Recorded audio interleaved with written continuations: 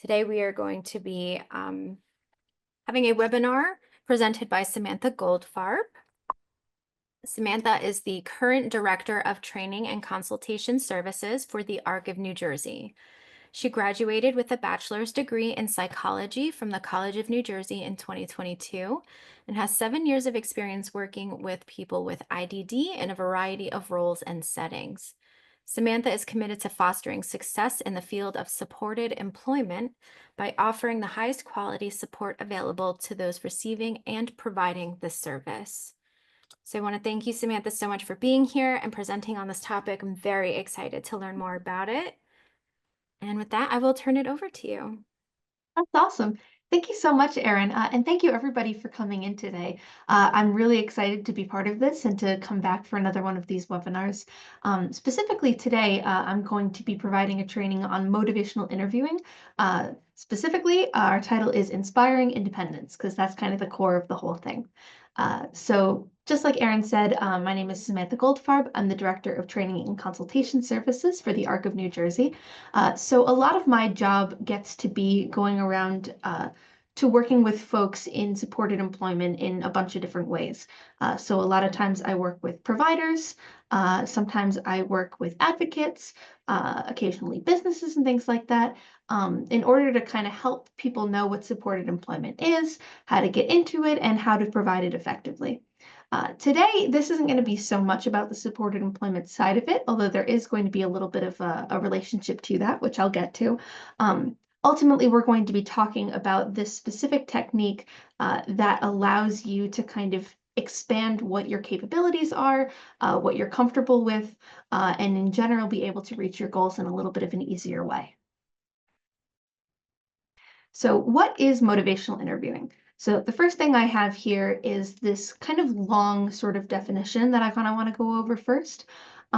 So I'll read it out and then I'll kind of go over some more explanations and kind of break it down a little bit. So it says MI, which stands for motivational interviewing, is a collaborative, goal-oriented style of communication with particular attention to the language of change. It is designed to strengthen personal motivation for and commitment to a specific goal by eliciting and exploring the person's own reasons for change within an atmosphere of acceptance and compassion. So a lot of stuff there. So we're going to break it down, line by line kind of. So collaborative and goal-oriented are two really key parts of this. Collaborative meaning everybody's working together, and goal-oriented meaning we're going towards, something that we want to achieve.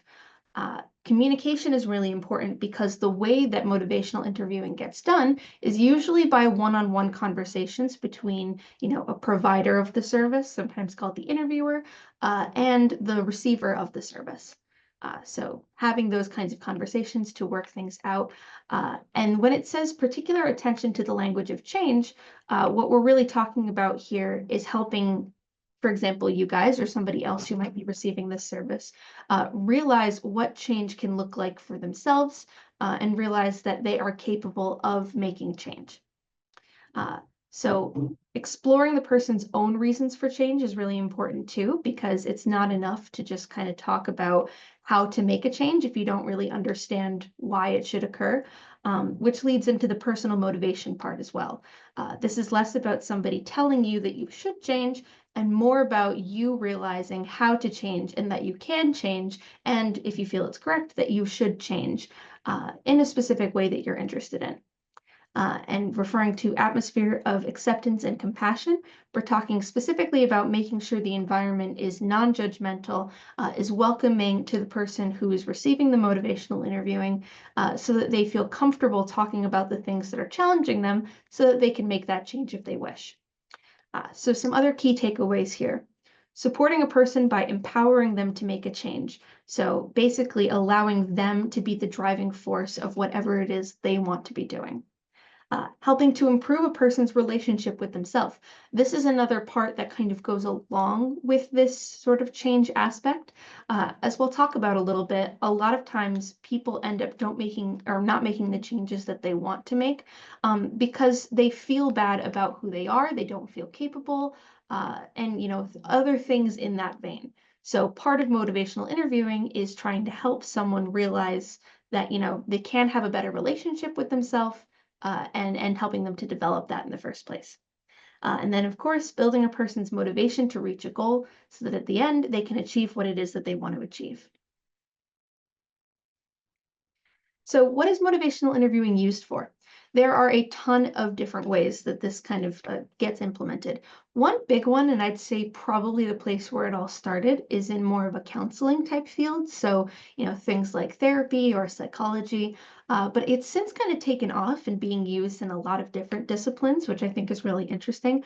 And that's kind of how I ended up finding out about it. I was approached by one of the supported employment providers that I work with, and they said, hey, we've got some, requests about how to use motivational interviewing.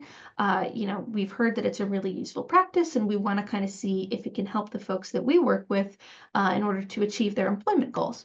So I said, okay, that's really neat. And so I started looking into it, and I really realized that it can be used in a bunch of different ways. So no matter what setting you kind of find it in, it's going to end up having, the same sort of solutions. So, for example, building a person's confidence. So taking you from I can't do something to I can do something. And of course, this is within, a reasonable level of expectation, right? No one's saying that you're gonna, you know, go from standing on your own 2 feet to all of a sudden sprouting wings and going flying, you know. But we're talking about things that are possible and helping you realize that they're possible. Some of you may have had this experience before. I know I have in the past, but I've been held up simply by the fact that I thought that something that I wanted to do, I couldn't do. There wasn't any, hard and fast reason I couldn't do it. I just thought I couldn't. I didn't have that confidence. And so motivational interviewing is really useful for kind of helping to build that. Improving motivation. Sometimes we feel that we should make a change in our behavior, in whatever it is that we want to. Either people tell us that what we're doing isn't healthy, they tell us that, there are better ways to do something, or, we kind of have that desire, but, at the same time, it's kind of not there. So it can kind of take that from going, I don't really care about this, or why should I care? It doesn't really matter to me, to realizing why it's important to you and why you should make that change if it is still important to you. And if it isn't, then you can kind of figure that out during this process and realize that, hey, my efforts are best spent somewhere else. Creating positive perspectives is another one. Sometimes it's not enough to just think, uh, that you can do something. Sometimes you have to think about how you feel about the rest of the world, because sometimes you say, okay, well, it would be really nice if I could do this, but there are a whole bunch of barriers in my way outside of myself, things that make it seem like this can't happen. But motivational interviewing can help you kind of walk around those barriers, find other solutions, and make it a little bit easier to do those goals, making it so that all of a sudden it feels more possible, both internally and externally. And additionally, developing an independent mindset.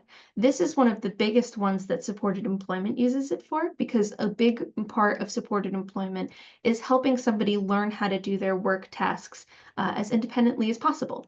And part of this isn't just about learning how to, stock shelves by yourself. Some of it is about things like, problem solving, or, taking the initiative to go speak to a supervisor or something like that.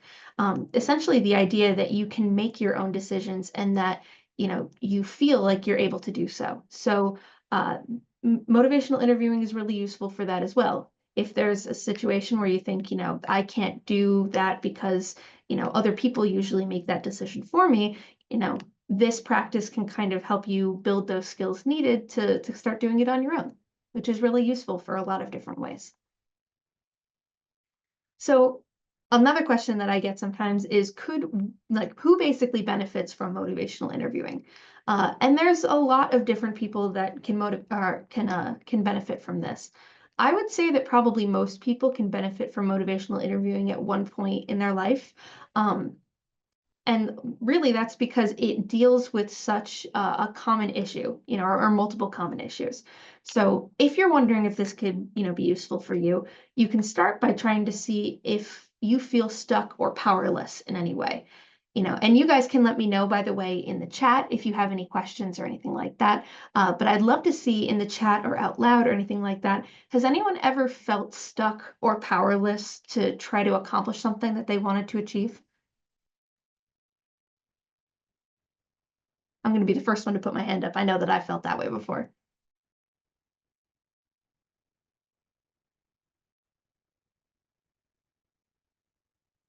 I see someone's hand raised. It's possible they just put it down. Well, that's totally fair. Yeah, and I appreciate that one brave person who let me know. Yeah, it's a really common feeling, honestly. And if a lot of you guys haven't felt that, I mean, that's awesome. But sometimes life just gets you down, or you're finding that you're struggling with something, and you're saying, I keep trying, and it's just not really working. Motivational interviewing can really help with that. Another way is if you don't know how to move past the challenge. You say, okay, I've got my motivation, I'm ready to do this, but there just seems to be so many things in my way, I don't know what to do. So talking it out with someone using those motivational interviewing techniques can be really helpful. Wanting to change your behavior, but not knowing how. Again, somebody who can provide motivational interviewing can kind of help, circumvent those issues, help make it a little bit easier for you to see the path forward. And if you're down on yourself or have low self-esteem, this is a really big one. Especially, supported employment, which again is sort of the lens that I view everything with. Primarily supports people who have disabilities. And it's very easy for folks with disabilities to sometimes become down on themselves or have low self-esteem because there's a lot of discrimination in society towards people who have disabilities. A lot of messaging or folks in their lives who, maybe aren't as supportive as, they ought to be, might tell them that they can't do something or show them that they can't do something, by doing things for them instead. And so over time, I've met a lot of folks with disabilities who end up saying, I naturally can't do this, or I'm not capable, or I'm not good enough.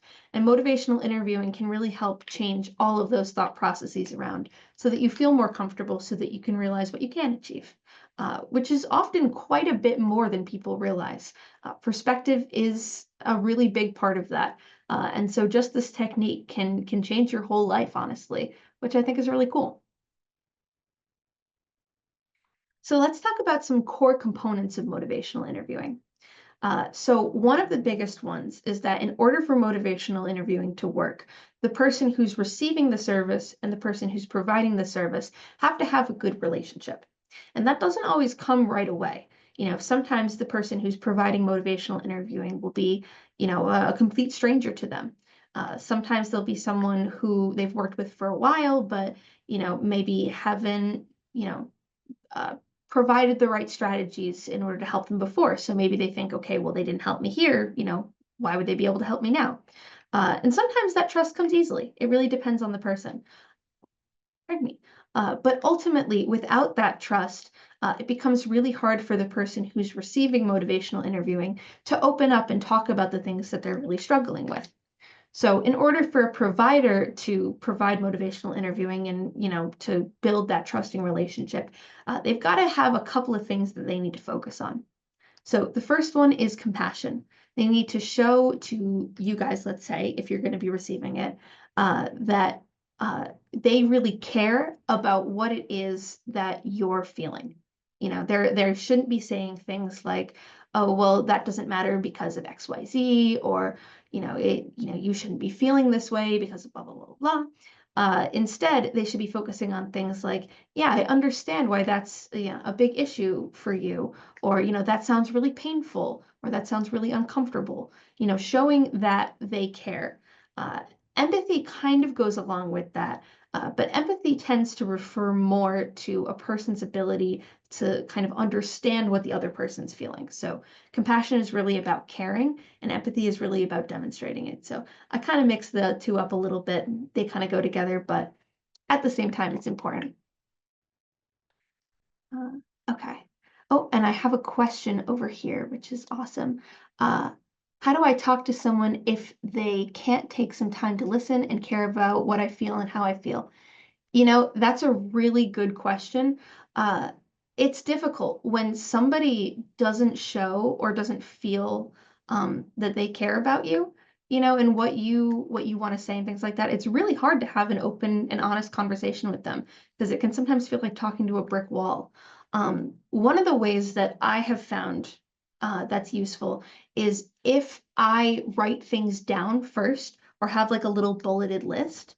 Sometimes that can help if I find that my words are getting stuck, or I'm having a hard time communicating, how I'm feeling, so that at least if, they're not showing their compassion, they're not being empathetic, and it starts to kind of make me feel uncomfortable in the conversation. At worst, I can hand them the list and say, this is how I feel. Ultimately, if somebody really is just not interested, there's nothing that you can do. You can't force someone to care about what you have to say or to take you seriously. The best thing to do, if nothing, continues to work, is to talk to somebody who does care.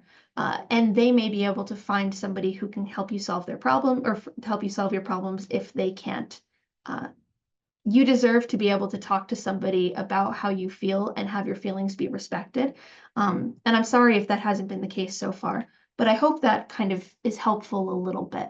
It's funny because motivational interviewing is something that a lot of people, they could benefit from, and yet these strategies can be a little bit rare, that people use in real time. So, but I also will have some contact information at the end too. So if you have any more questions like that, you can, and you'd prefer not to ask them during the webinar, or you need some more support, you can feel free to reach out to me that way too. That's a really good question. Any other questions, please definitely feel free to put them in wherever you feel comfortable, or to unmute, whatever works best for you guys. So yeah, empathy and compassion are really important parts of motivational interviewing. Listening is another one. Now, this on the surface kind of just seems to make sense. Like if you're going to be having, a conversation-based service with someone, listening to someone about their problems, respecting how they feel, you're going to have to actually understand what they're saying and pay attention. But sometimes people don't think about it, and they don't realize how their behavior might be impacting what the other person can perceive as them listening. So I'm going to ask you guys a little question here. Has anyone ever heard of active listening? Totally fine if not, totally fine if we don't get any answers, but I'm just curious to see if anyone's familiar with it. We did get a thumbs up. Got a thumbs up. Oh, nice. A few thumbs up. Oh, awesome. Okay, cool. Does anybody feel like explaining it, or do you want to just kind of let me know that you guys have familiarity with it? Either one is good.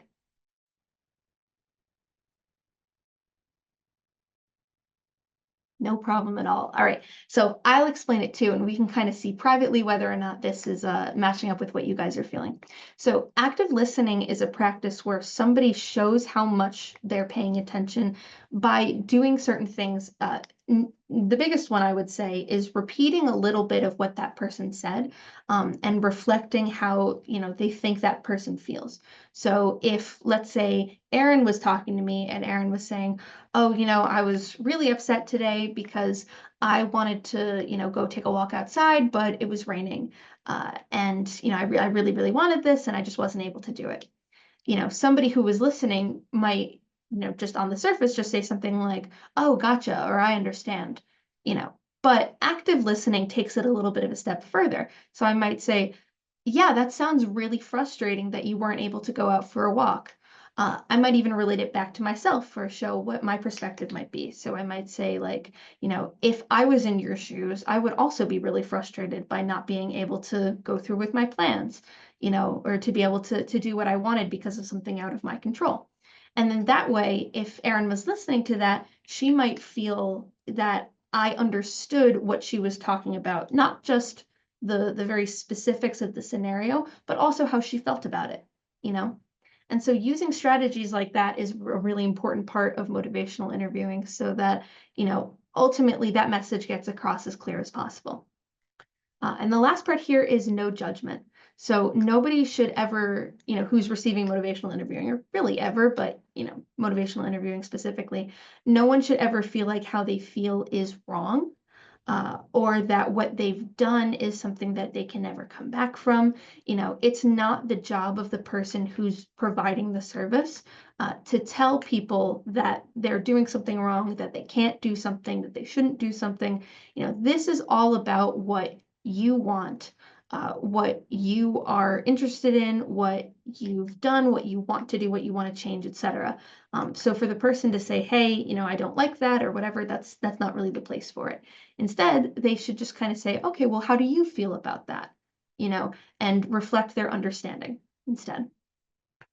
Kind of going along with that, another core component of motivational interviewing is person-centered methods. Um, I'm going to ask another question here. Totally fine if nobody responds or not, but has anyone ever heard of the term person-centered before or wants to explain it?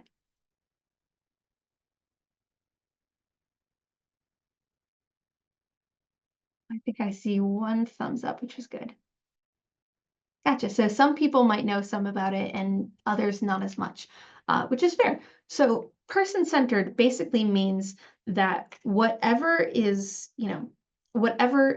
service a person is receiving. So, whether it's employment-based or whether it's, daily living skills or another thing like that, whatever the person is, receiving is focused on what they are interested in. So their needs, their wants, their choices, everything like that. It's not somebody else going and saying, well, I think this is best for you. Instead, it's saying, well, what do you want? And then listening to that and trying to accomplish that as much as possible.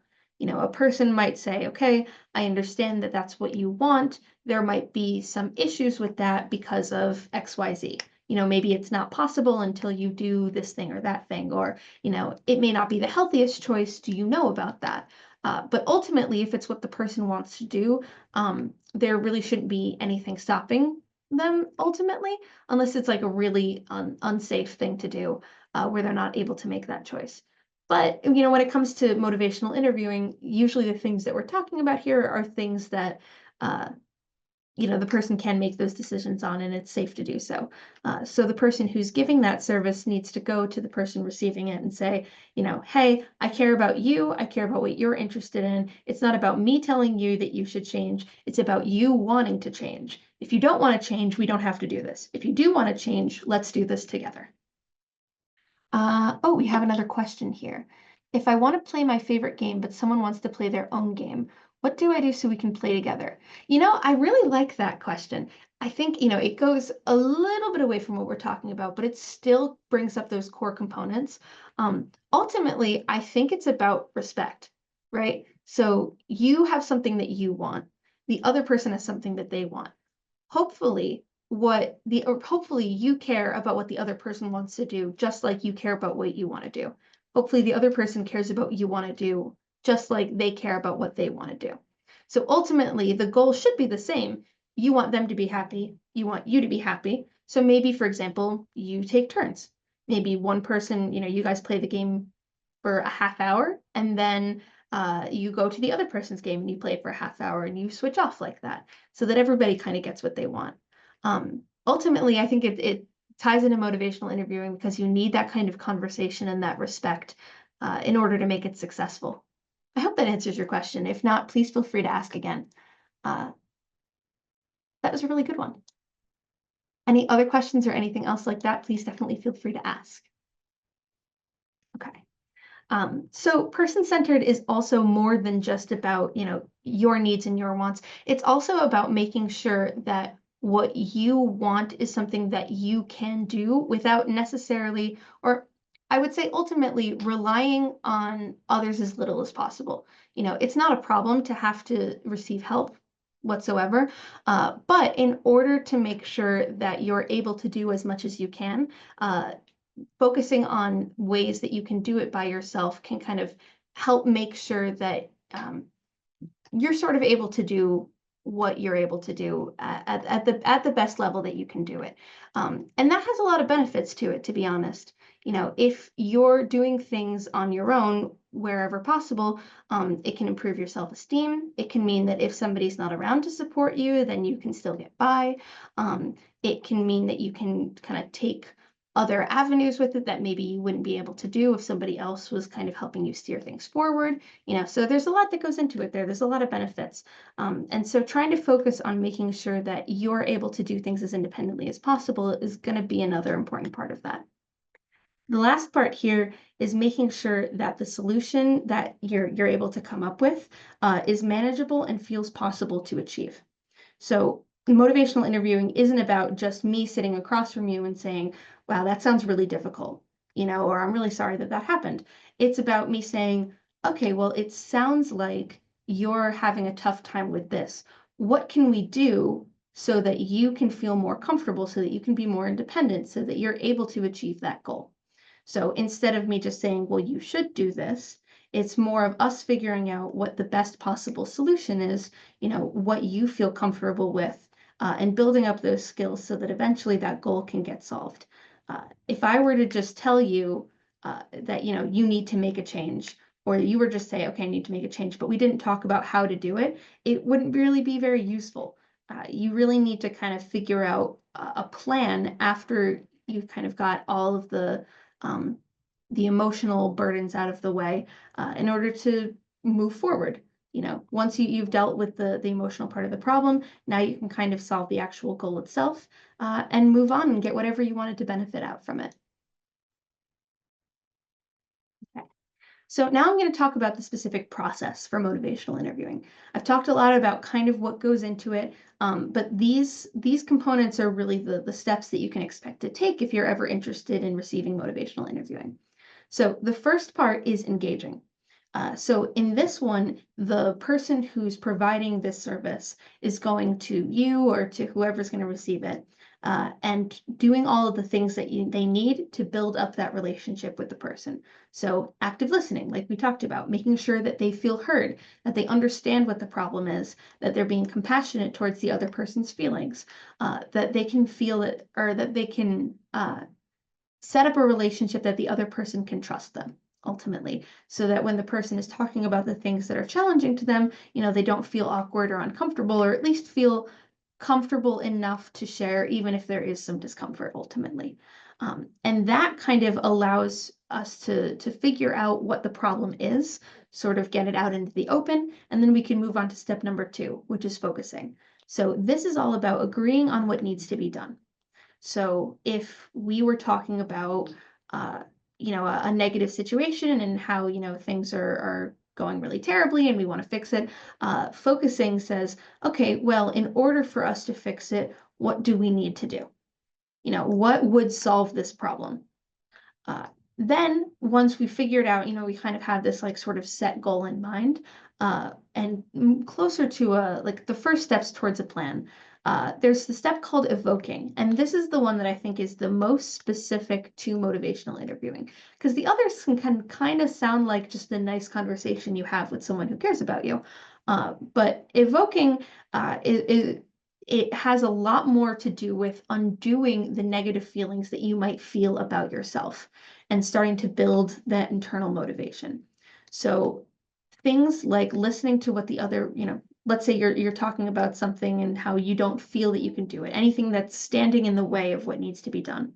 And then the person who's providing that motivational interviewing might say something like, okay, well, why do you think that? Or you say that it's because, you don't feel that you can do it. Has anyone ever told you that you couldn't do it before? Or where did you get this idea from? If they're trying to figure out why something is important to do or something to change, they might say something like, okay, well, how important is it that you change this, even if it's difficult? And if they say, okay, well, it's actually really important to me, then they can say, okay, well, why is it important? Why would it, what would change if you made this change? How would your life be better?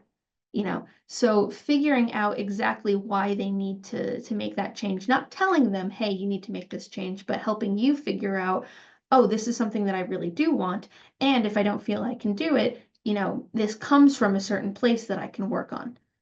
Somebody told me I couldn't do it, or I felt it because of X, Y, and Z. And then that means that, it doesn't feel like this solid fact anymore. This, oh, well, I can't do it, so I just shouldn't even try.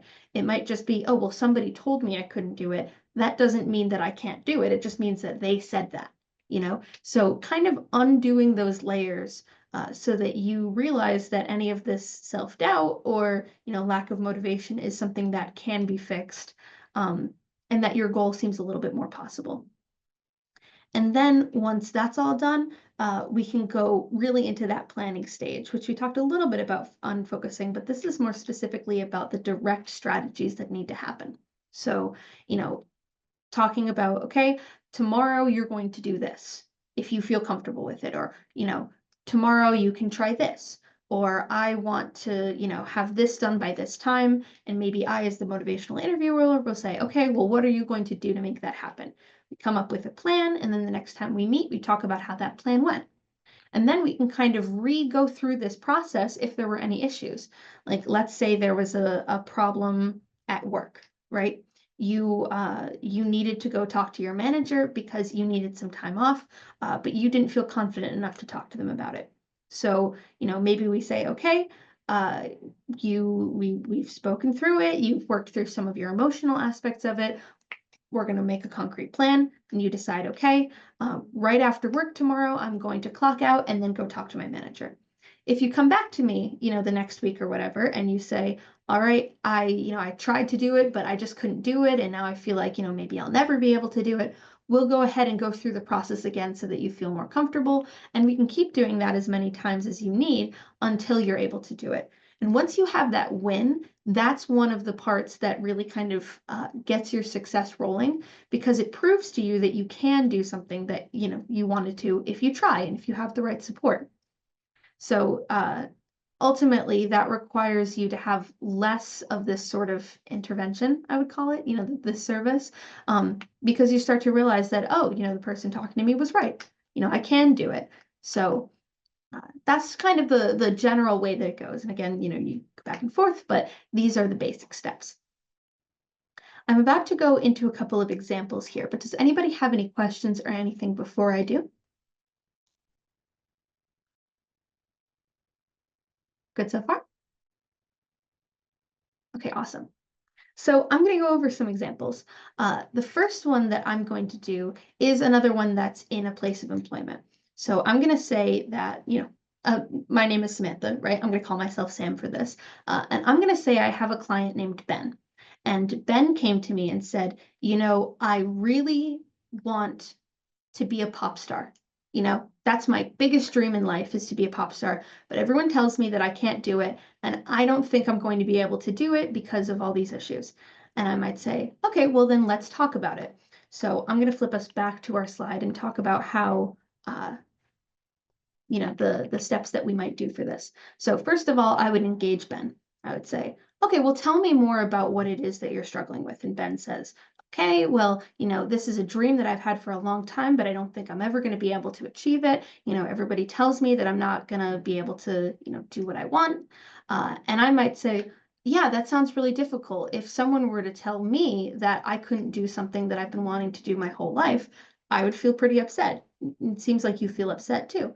And maybe Ben would say, yeah, it really does make me upset. And we talk a little bit more about how upset Ben feels and what makes him feel more upset versus less upset. And ultimately, Ben feels that he can trust me because I keep talking to him about how, basically I show him that I care and that I'm listening and that I want to help him. Once we've kind of talked all of that out, I might say, okay, well, Ben, you say that you're not sure if you can ever be a pop star, right? Let's figure out what needs to be done in order for you to become a pop star, right? If you want to achieve this goal. And Ben might say, oh, well, no, I say this, but I don't think I can actually do it. And I might say, all right, well, let's not worry about whether you can or can't right now. Let's put this all in like an imaginary space. If you were to become a pop star, if you were to try to become a pop star, if you could do it, how would you do it? So we would, maybe start talking about, oh, well, you need some experience with, learning an instrument. So, oh, you've always wanted to learn guitar. Well, maybe you could get guitar lessons to start off with, and singing lessons. Maybe you could start by working in a record store or at a recording studio, or talking to your cousin who, makes music on TikTok or Facebook or Instagram, and how successful they've been. And so we talk more and more about how this might work if it was going to work. And at this point, he's not sold at the point that he can do it, but we're just sort of talking in this hypothetical in order to figure out what it would look like. And by doing that, I'm getting him more used to the idea that there are ways for this to happen in real life. even if it might be difficult, even if it might take a lot of time, we're sort of getting used to that idea. Once we have sort of a rough timeline, we can start with the evoking process. So Ben says, again, that sounds all great, but I really don't think I can do it. And I don't know if it would be worth all that hard work or anything like that. And so I might go, well, Ben, on a scale from 1 to 10, how important is it to you that you become a pop star? How important is it to you that you give this a try or that you chase this dream? And maybe Ben might say, well, I think it's like an 8 out of 10. If 10 is the highest and 8 is, or not, and 1 is the lowest, then, it's like an 8 out of 10. And I'd say, well, that sounds like it's really important to you. Why isn't it, why isn't it more like a 4 or a 3? What makes it so important? And now Ben has to think about things like, well, why do I really care about this? What makes it so important to me? So maybe Ben will say, I've always loved doing this. It's something that I've dreamt about since I was a little kid, and I think that I might really regret it if I didn't give it a shot, at least a shot. It's something that always seemed like fun, and I just feel like I would be missing out if I didn't give it a try. So I might say, okay, well, that makes a lot of sense. If that's the case, then I think you should give it, your best shot. And if Ben continues to say, well, I still don't think I can do it. I know I have all these steps that I might be able to take, but, ultimately, I can't do it. And I might say, well, why do you think that? And again, we might have to go back to that part of engaging and, continue having that discussion. But my ultimate goal, even if it doesn't happen all in one session, is for Ben to be able to say, I don't know if I can do it, but I at least want to try. I at least know that I can try and I can succeed at trying, even if I don't, think I can succeed at the overall goal. If it's easier, I can say, okay, Ben, let's start by just trying to do one thing at a time. Start by getting a guitar lesson. Start by getting a singing lesson. Start by talking to your cousin. And by the next time we meet, we will see how far and whether you've succeeded in that goal. And then if Ben continues to succeed at these little small goals, he might feel enough confidence to start working towards his bigger ones over time once he has the ability to do so. And that kind of goes also directly into the planning as well. So developing these strategies, these small ones that build into the bigger ones so that ultimately, he can do what he likes to do. Now, some people, when they hear that somebody wants to be a pop star, might say, all right, well, that's not realistic. That's something that, happens to only 1 in a million people, right? But ultimately, this isn't helpful. And interviewing really understands that and wants to know that, or wants to share that, even if Ben didn't make it one day, even if his ultimate goal wasn't reached, he still went for it. He did his best. And he probably got some really good things out of it. And if Ben decides that he wants to stop trying and focus on another goal because he found something else that he likes or that, he wants to focus on, that's fine. But only good things came from trying. And Ben wouldn't have been able to try if we hadn't built up a relationship, talked about the issues, came up with a plan, and got him on that right path forward. Hopefully that makes sense. I also am going to share one additional example, but this is a little bit different because I understand that not everybody is going to have the same opportunities to receive motivational interviewing. Sometimes people can get close by talking to someone that they really care about. But you might not be able to get it tomorrow, and you might really want it tomorrow, or you might really need it tomorrow, or anything like that. So I want to talk about how you can use some of these techniques, these same sort of 4-step processes in order to kind of motivational interview yourself in a way. It's not going to be necessarily as effective as if you do it with someone else, but it can kind of get you on that right path. So the first thing you're going to want to do is think about whatever's bothering you, right? A goal that you want to achieve. So in this example, I'm going to think to myself, I really want to I really want to present at this conference, right? It's a big fancy conference in the future, but I don't know if I can do it. I don't know if I can improve the work that I'm doing, or change how much I'm doing, or the way that I'm doing things, so that eventually they'll want to accept me into the conference. So I can think to myself, all right, well, what is, bothering me about that specifically? And I can kind of either think it to myself, I can say it to myself in the mirror, I can write it in a journal. Sometimes there are worksheets online that can help you kind of fill this out, where you can reflect on those things that are really troubling you and kind of try to get to the heart of that situation. And not judging yourself, saying, well, that's a silly thought, or why would you ever think that, or anything like that. Instead, just saying, okay, well, this is how I feel, and that's okay. You know, I'm feeling this for a reason, and if I don't accept how I feel, I'm not going to be able to work towards the solution. So then on my own, I can focus and say, okay, well, even if it's difficult, here are the things that I might need to do in order to get to the point where I could present at that conference. And then when the challenge comes up and I say, oh, yeah, well, I don't think that's necessarily going to be possible, I go into that evoking step. I say, okay, well, you know, I I know that this is something that I want. I know how important this is to me. So I'm going to give it a shot. And, working through some of those same strategies I discussed before, you don't have to have somebody else asking you, hey, how important is this to you? You can ask yourself that question too. And ultimately, when I feel more comfortable, I can create more of that step-by-step plan that kind of puts the details into that focus element, and I can start working on it. Again, may not be as effective for all people as, the talking with another person, but in a pinch, it could be useful and it might get you to a place where you're able to do just a little bit more, gain some of that confidence back, and then move forward with your goals. So that actually brings me to the end here. Does anybody have any questions, anything they'd like to bring up, any stories they'd like to share, or anything else I can help with on this topic uh, before we close out for the day?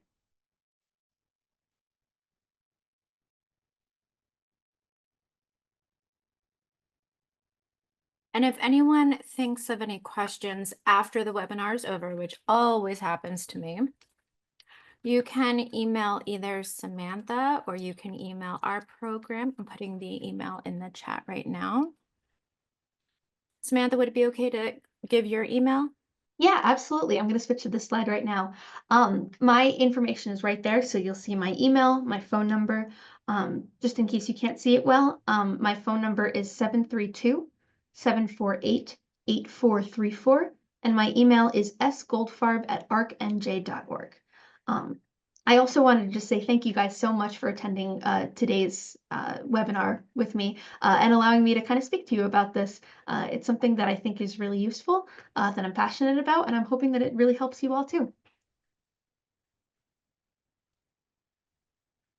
Excellent. This was such an interesting topic.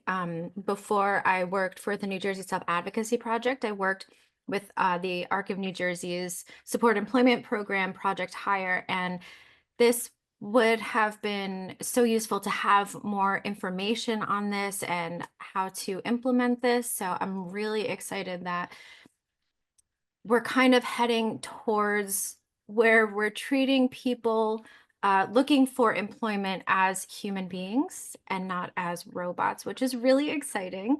It's always good.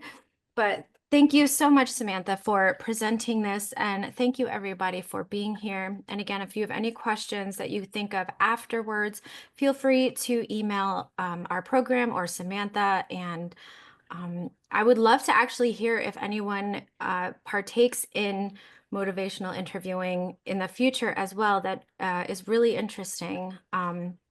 Maybe we could talk. So just feel free to email me. And yeah, thank you so much for being here. Again, thank you, Samantha. This was fantastic. Thank you so much for having me. It means a lot. Uh, yeah. So thank you so much and have a great rest of your day. Thanks, everybody.